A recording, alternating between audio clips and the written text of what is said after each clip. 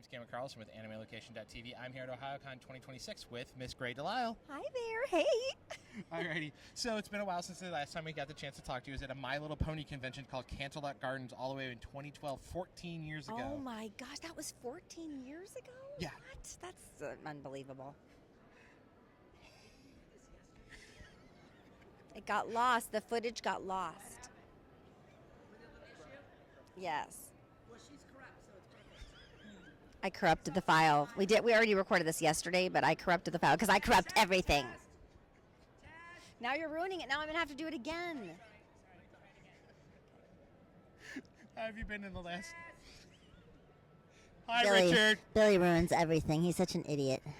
How have you been in the last 14 years? I've been great. I've had 2 more kids since last I saw you. So Yes, yeah. Yes, I have an 11-year-old and a 9-year-old, and they just went to their first convention last weekend, and they had a great time. So, as well known, you are Princess Azula Yes. from Avatar: The Last Airbender. And Yes. it's had a big resurgence in the last 2 to 3 years with the Magic the Gathering set, the show coming back on Netflix. What's it like for you to just see new generations of people discovering it? I'm just so impressed with how it's longevity. People watch it over and over every year, and And, you know, don't flatter yourself. You were never even players. I play the show more than anyone.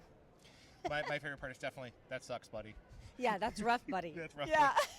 Since we last talked, you were also cast in The Simpsons, Yes. taking over some very iconic roles. How's that been for you? Yes, well, I loved Lucy Taylor so much, and so it makes me feel close to her to be able to carry on her legacy. But I got to be Martin Prince, and he's grown quite a bit in the last 5 years. And I play the twins, Sherry and Terry, and I just took over Rod Flanders for Pam Hayden. She retired, so yeah, it's been fun.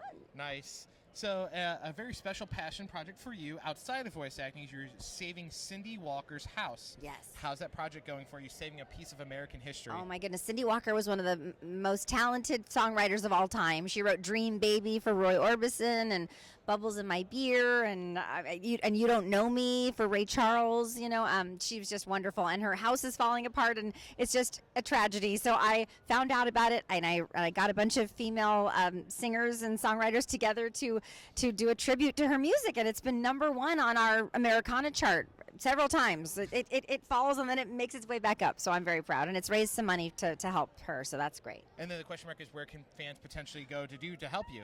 Well, you can go to her the Cindy Walker Foundation fan page on Facebook and donate to the GoFundMe. Alrighty. Yeah. Alrighty. Now, another outside of video game project, yet again, is that you worked on some comedy specials in 2018 and Yes. some more, certainly. How is it like working on comedy specials? I love doing stand-up. It's how I started, which is how I started doing voiceovers. I got discovered doing comedy. So I love to go back to it. Every now and again, I save up enough material for about a half an hour worth of comedy, and I just record it. I have a special on Amazon called My First Comedy Special, and then I have also one on YouTube called Thruple. So, Yeah. yes.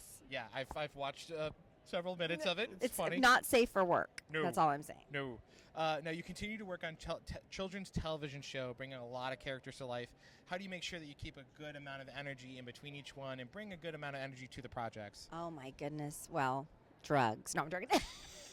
No, I do drink a lot of cold brew coffee, which keeps me very energized. I have ADHD though, so I feel like it centers me. I feel like I'm more scattered without it. So, but I did have a songwriting meeting in Nashville, and I'd had a bunch of cold brew plus my personality, and the guy goes, "Are you always like this?" And I was just like, oh no, I've been around so many voiceover people in LA and like people like me that I'm like, and then I was gonna say, I have to, and we're just, and then I go to Nashville and everybody's like, just real centered, and I'm like, hurry, I want to fast forward their conversation. I watch everything on YouTube at double speed, and I forget how normal people talk.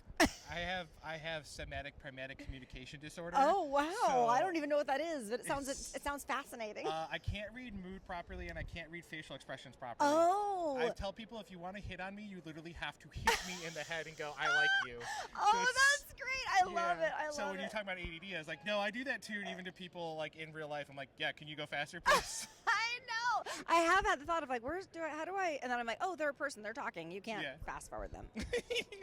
So talking about more adult-related projects, you worked on the Foodtopia project. Yes. As Whole Milk. Yes. How did that come about, and were you approached by Mr. Seth to work on I it? don't know if Seth Rogen chose me, handpicked me, but I did not audition for that stuff. I just got they just had me go in, which never happens. I still, even after 30 years of doing cartoons, I still have to audition all the time. But that material is so funny, and Seth Rogen's so funny, and I love that he's been very speaking out against injustice. So I like him. Yeah. And then another question mark is that you do get to come back as Catwoman, Selena Kyle. Yes. How do you make sure to keep her voice sultry but also seductive to the point where she's mysterious at the same time? But, Bruce can melt her heart. Oh, yes, he sure does. Well, I based the voice off of my two favorite Catwomen, Eartha Kitt and Julie Newmar. So I hope I'm just tried to give the kids a good melding of the two best Catwomen ever. Catwomans. I mean, I love both of them. So, Yeah. and again, kind of wrapping things up. Yeah. Do you have any projects you want fans to that you want to talk about right now, past Saving Cindy Walker's House? Oh, and yes. I believe you have some music. I have new music coming. I have a project with a singer named Les Green, who was on American Idol. That'll be out in March, I believe, end of March. It's called Gray and Green, because he's Les Green, I'm Gray, But I wrote all the songs, and he's singing half of them. And then I have a solo album coming out over the summer that was produced by Andy Paley, who did all the music for SpongeBob, and he's a genius. He was a genius. He'll always be a genius in my heart. He passed away, but he was just wonderful. But he worked with Brian Wilson from the Beach Boys, the Ramones, Patti Smith, all kinds of amazing artists. So I feel so lucky to have worked with him. But that'll be out in July, I think, or August. But I also want people to follow me on any kind of music streaming. Probably not Spotify. I'm not a big fan of Spotify, but any other music streaming would be great. And there was another thing the new Invincibles dropping That's soon, what you said. so Yep, that'll be yep, great. Invincibles. Alrighty. And then, where can we follow you online so we can keep up with you? I left Twitter, but I'm on Threads and Instagram. Facebook, I just keep for my family. People bother me to follow them on there a lot, and I'm like, you don't want to see pictures of my latte and my kid, so. There's a lot of mom stuff on there. And what would you like to say to all the wonderful fans keeping up with you? Go to bed, twerps. Thank you so much. Thanks.